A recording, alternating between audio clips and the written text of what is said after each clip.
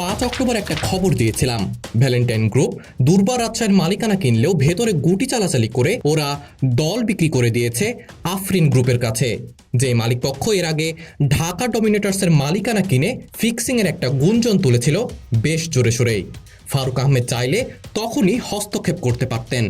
Players ড্রাফটের আগে সরাসরি জিসান আলমকে দলে ফেরানোর খবর দিয়েছিল দুর্বার রাজশাহী।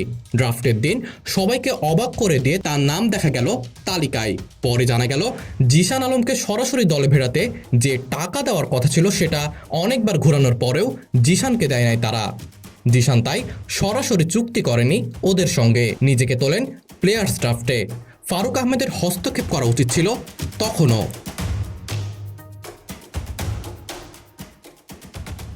প্লেয়ার্স ড্রাফটের পর দুর্বার রাজশাহীর স্কোয়াড মেম্বার হলো 13 জন। আবার বলছি 13 জন।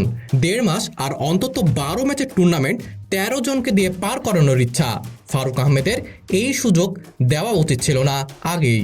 আইপিএল এর দলগুলোর ন্যূনতম 18 জন ক্রিকেটার কিনতে হয়, আইসিসি ইভেন্টেও দিতে হয় 15 জনের দল। ওই নিয়মই বিপিএল এ প্রয়োগ করতে আটকাচ্ছিল কোথায়? কিংবা এর আগেও যখন ব্যাংক গ্যারেন্টি পাওয়া যাচ্ছিল না বিপিএল এর দলগুলোর কাছ থেকে, তখনই কেন ফ্র্যাঞ্চাইজি কমানোর সিদ্ধান্ত নিতে পারলেন না? সংখ্যা বাড়ানোর চেষ্টা তো আগেও হয়েছে, ফলাফল বিপিএল পৌঁছেছে তলানিতে। ফারুক আহমেদ, আপনার তো কোয়ালিটি বাড়ানোতে ফোকাস করা উচিত ছিল। আপনিও যদি আগের ট্রেন্ডই ফলো করেন, ঘোরেন পতিত জমানোর হোমরা চোমরাদের নিয়ে, আপনাকে কি করে সমর্থন দেওয়া যাবে?